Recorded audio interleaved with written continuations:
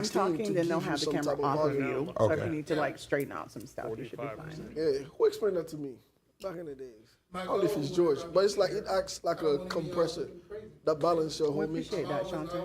Oh, it is a compressor. I get The limiter is a compressor. I'm like, I'm just about it. I'm like, it is a compressor. Well, it's different when we're behind a desk and they only see this hat. I'm used to sit. Yeah. I'm used to this. I kind of wish. So they don't have to worry about. All that goes in there. Some days they wear shorts.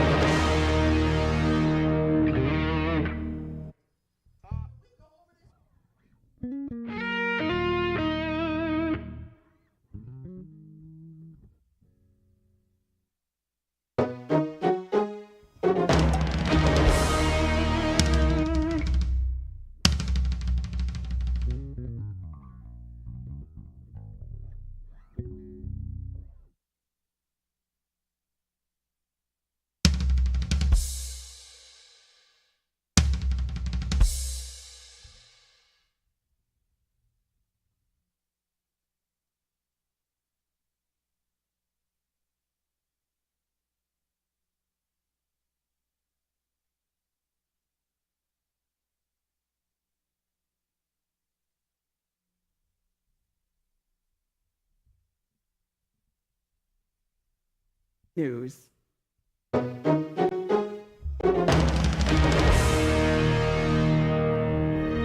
Today's guest is someone who isn't just breaking barriers, but shattering them. From being a leader in the community to running for office, this powerhouse is on a mission to make a real difference. With a heart for service and a mind focused on creating practical change, he's bringing fresh ideas and bold action to the table. So let's get ready to dive into the world of our next guest, someone who is all about fighting for what's right and uplifting those who need it most. Y'all, please welcome the one and only Willie J. Montague.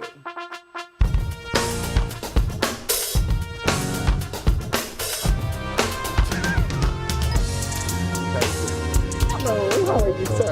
Thank you so much. What an interest. Yes. Please have a seat. When I tell you, it is such a pleasure to have you here. Thank you. I see you did a little dance over there in the corner. Yes. If we played the YMCA, it would all kind of go together, wouldn't it? Absolutely. So I think you done told on yourself already. Welcome to the show. Thank you. So Willie, you've been a conservative since you were 14 years old, which is rare within the African American community, of course. What sparked that interest in you so early? Well, it was actually my high school teacher. So he bought a piece of paper and it had two different platforms. It didn't show Republican or Democrat. He said, what closely aligns with your morals? I read through them. I pointed to the Republican. I remember going back to the church. I grew up missionary Baptist, ran to the church that Wednesday night and said I was Republican, and it didn't go well. I can believe that. It My did not goodness. go well, yes. Well, Black Republicans are very rare to see. So I can understand you at 14 Yes. going to a church and telling them, I'm Republican. Yes. Oh my God. Yeah. Okay. Well, you did not let that discourage you. Tell us, how do you respond to the argument that conservatism often doesn't align with the struggles many Black Americans face? I always use Frederick Douglass. And so I look at someone like Frederick Douglass, who was a person who was an advisor to many of the presidents, Abraham Lincoln being one. And I feel like often when we talk about conservatism, we match it up with being Black, that we often associate that with a racist party. But that's a whole, Barry Goldwater is actually where that whole racist ideology connected to conservatism came from. And it actually was Dr. Martin Luther King who had told the community not to vote Republican because of a particular part of the Civil Rights Bill that Barry Goldwater had decided not to vote on. And so that would, the whole thing became, it was a change of parties, and then it became racist. And the rest was history, because it's yeah. very hard to get African Americans to side on the Republican side. Especially in 2025. Especially in 2025. Yeah. So as a Black man running as a Republican in Florida, Yes. what are some of the biggest misconceptions people have about you and your political stance, especially from those in your own community? Well, one, that we're not concerned about the community. I feel like overall, and I think it's on both sides. Wait a minute, you said you're not concerned about the community? Aren't they the constituents? Right. Most people would think that Republicans in Florida especially are not concerned about the community, especially the black community. So they always say or state that, because of Trump or DeSantis, that they are not concerned about the community. But I'm concerned about the community, and I'm concerned about the well-being of the community. Whether you're brown, white, Republican, Democrat, it didn't make a difference. So I just think that that's some things that people kind of misinterpret when it comes to politics for me. So regardless of you being a Republican, you definitely care about the Democratic constituents. How do you show that when it seems to be such division between the parties? I always tell people, do not just look at some of the stuff that I post, but actually get to know me as an individual. And compared to some of the people that I've seen, I actually go out. I help with feeding the homeless. I look for ways to deal with financial literacy, ways to deal with our kids being able to read. And so I'm actually in there like finding ways that we can sustain our communities and restore the Black Wall Street. That's actually something I'm trying to work on for Florida, is to restore the Black Wall Street. And so that's where I'm at with that. So some people, it's called the conscious Black Republican, which is more like a Black Republican fighter for blacks. Is like Black empowerment, but some Republicans don't agree with that because they want everybody to be just American umbrella. But I do believe that there's some Black empowerment that's needed. I believe that it is much needed, and my thing is, are people going to look at you and say you're a plant? That happens almost every day. That's a good question then. Yeah. All right, so Willie, with recent reports of forced deportations to countries not their own, like South Sudan, even when court orders say they shouldn't happen, how do you feel about these actions? Do you think the Republican stance on immigration truly aligns with the values of justice and fairness we claim to stand for as Americans? Well, I'll say this. Justice is protecting the United States of America. And if you are an American citizen, we need to secure our borders. Now, when it comes to illegal aliens, and people don't like using that term, but illegal aliens, I believe that we have to protect our borders. So what we have to look at is what is the number of illegals that are here, what has happened in our state, in our country, that is causing for individuals to come over. And we have a lot. Florida is ranked number 3 for human trafficking. And so we have to look at what is happening in our states, what is happening in our country, and where is it coming from. And often you can root it back to, we just have a wide open border and people are coming over and thinking that this is a free-for-all. We are American. We want people to feel free, but we want you to feel free doing it the right way. Okay, but the question is, once you come over to the United States, isn't there a due process that one has to follow before you just say, oh, you over here, you're illegal? There is a due process. But did they follow the due process before they came? When you seek asylum, even the people that have sought asylum and are here in the United States, they're sending them back too. So yes, that's doing it the right way. And yet and still, they're finding whatever loopholes, or even if the Supreme Court says, no, they deserve due process, they still shipped them away. Right. To places that they didn't even come from. Just get them out of here. Right. So I do believe we do need to have mass deportation. I believe we need to make sure we're securing and making sure that we're securing what belongs to the American citizens first. Do you believe in mass deportation with due process? I believe, yes. I believe there's due process. But I will say this, most of the individuals that have come to the United States care nothing about our due process. If you are going to, and I've been to the actual Mexico border and have seen what is going on over that border, there is no due process. And the majority of the individuals that are coming here are simply wanting to go past the due process. They want to claim asylum. Most of them do not have kids, and they're coming over and they're wanting to live off of what we have built as a foundation of the United States. It's so interesting to me because I find America to be a melting pot. It was built by so many different people. Offhand, can you tell me what is inscribed at the bottom of the Statue of Liberty? No. I can't think You of it. cannot. No. It says to bring me your homeless, come here to our country. It's a welcoming to all of these people who are living in places where they are afraid for their lives. They cannot have any kind of livelihood because they're some of running from war, different things like that. So when they come here to our country is supposed to be a place where they can find asylum and peace and establish themselves through due process. Where- And so it's very interesting to see how that's going in this new administration that you support. I agree with that. But where's the resources going to come from? We already have the debt ceiling is almost collapsing because we have spent trillions of dollars in debt to being able to continue to just give to other countries. And so you have to get back to the thing. If this is about America being a place, let's take care of the mothers who can't afford formula. Let's talk about the gas prices for the Americans. Let's talk about the grocery bills for the Americans. And I believe that we don't bring it back home first. We have put out a lot of aid, foreign aid to places that we have stood stop because we've given them so many billions and millions of dollars and they're not doing what they need to do. Those wars and those things that are happening in other countries, they're not our issues. You know, we have allies, but we're supposed to. I was going to say, as an ally, don't we have a responsibility to stand? To a degree. But after a while, after billions of dollars like Ukraine, enough is enough. Who determines that degree of I would say the American people should look at the trillions of dollars of debt we're in and say, hey, I don't want no more of my tax-paying dollars to go to Ukraine or any other foreign entity that needs to fight their own battles. That's very interesting with the whole war between Russia and Ukraine. It seems if we don't support Ukraine, who are we supporting then? Are we supporting Russia? Not necessarily so. I think people think that we have to support Russia because we don't support Ukraine, but I think we just need to support freedom to them to be able to make that decision as two countries that are old enough to make those choices on their own, and I mean old enough by their country age, but for us, we need to focus on what's happening right now. The past administration was very destructive to the United States, and we're paying for that now. It's not Trump's fault. This what we're seeing now is because of the Biden administration. It's very interesting. It's very interesting to me that the fingers are always being pointed at the administration that's prior to the one that's in office.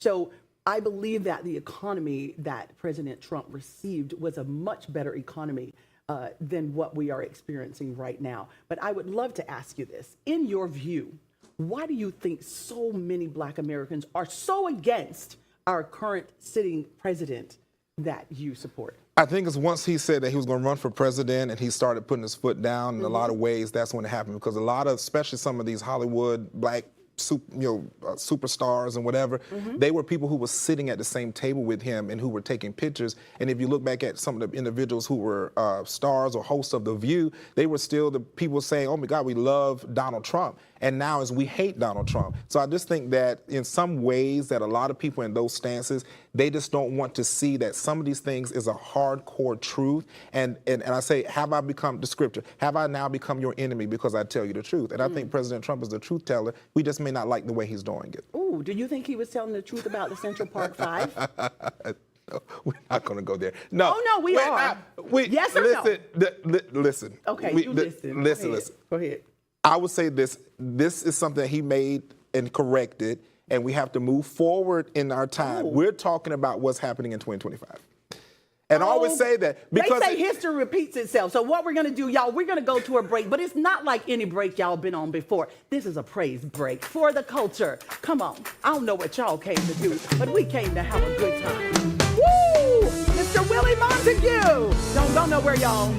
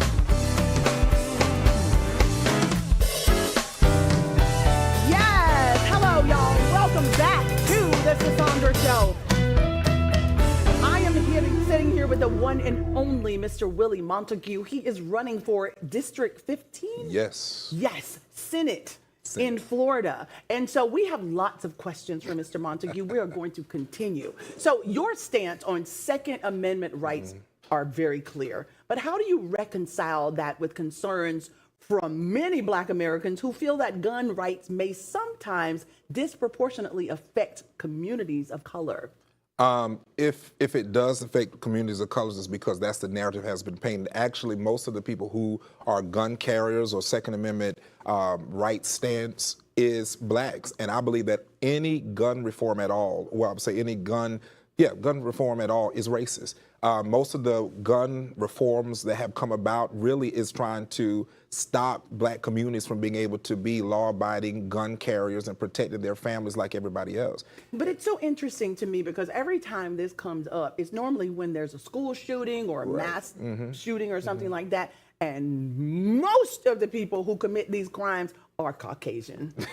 So yes. Talk to me. But we have a high number of Black on Black crime, okay? So when we talk about that, we got to talk about the overall. We need to talk about protection and safeguarding because we're talking about Second Amendment. And I truly believe the Second Amendment says shall not be infringed. So I believe we already have things in place to protect that, which is your background check, making sure that you are not, that you're mentally stable to be able to carry a gun. And some of these people who have done the school shooting, if you look at the history, most of them have either taken their parent gun or something has happened where it wasn't actually their gun that they take. So maybe talking about gun safety, but not just taking away guns or thinking that's going to solve the problem. And there's a lot of people that want to just take guns away. And we need to protect our families. I do believe that we do have the right to bear arms. I think that's important. But I don't understand if we have Black on Black crime, okay, you may have one shooting here, two shootings here, but then you have Caucasians who get access to guns that you say they don't really own, but they're owned by their parents who are still Caucasian, and they go to schools and shoot up 20, 30 people at one time.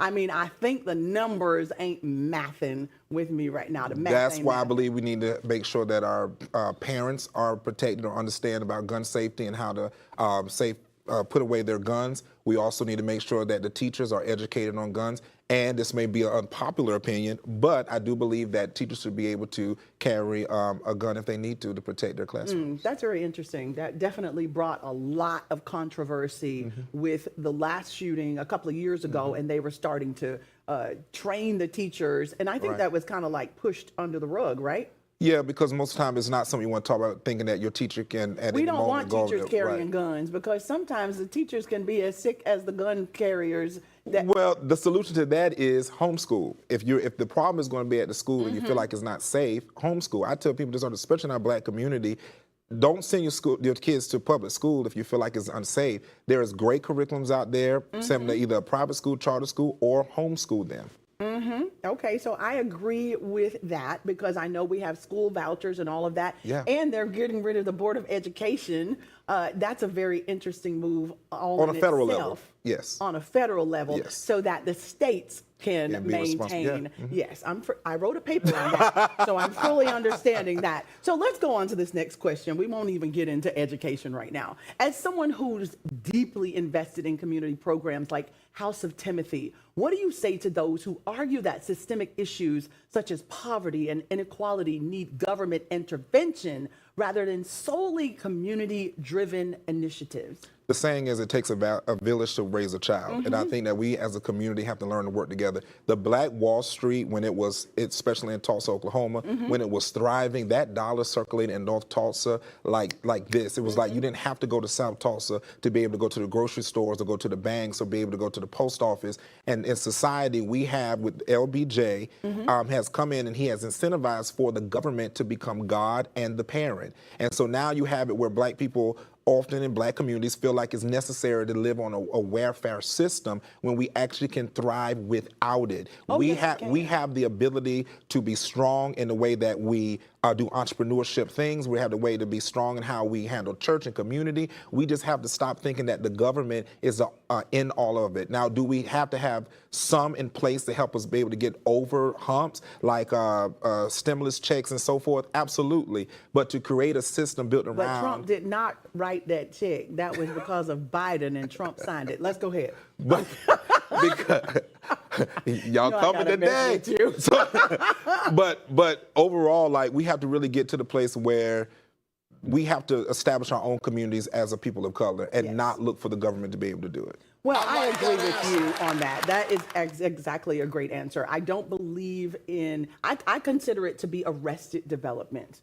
I do believe that there are some social programs that we need, but they should not be there to arrest our development. And it's not just the physical development, it's the mental development that it should not arrest as well. So you've expressed strong support for law enforcement, but given the history of police brutality and mistrust, how do you balance supporting law enforcement with holding them accountable to prevent abuse to power?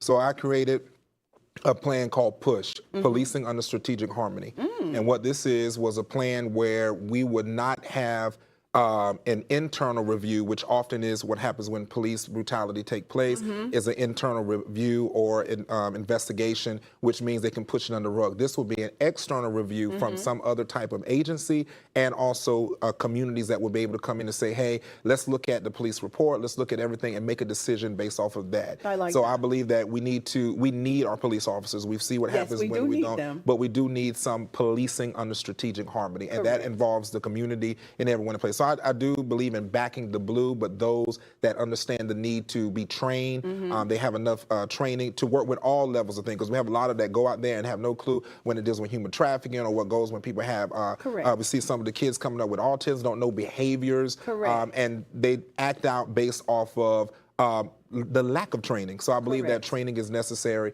but we have to have law enforcement to be able to do it. We need to have them, and at the same time, we talk about children who have different behaviors or different people who have different behaviors. At one point, they were talking about defunding the police. I don't think defunding the police meant taking money away. I think it's allocating the funds to exactly those different areas that you just brought to light. There's different programs, different people that need to talk to not criminals, but people who are in distress, opposed to slapping cuffs on them and putting them in jail. There's more training that needs to go on. Do you plan to implement this if you become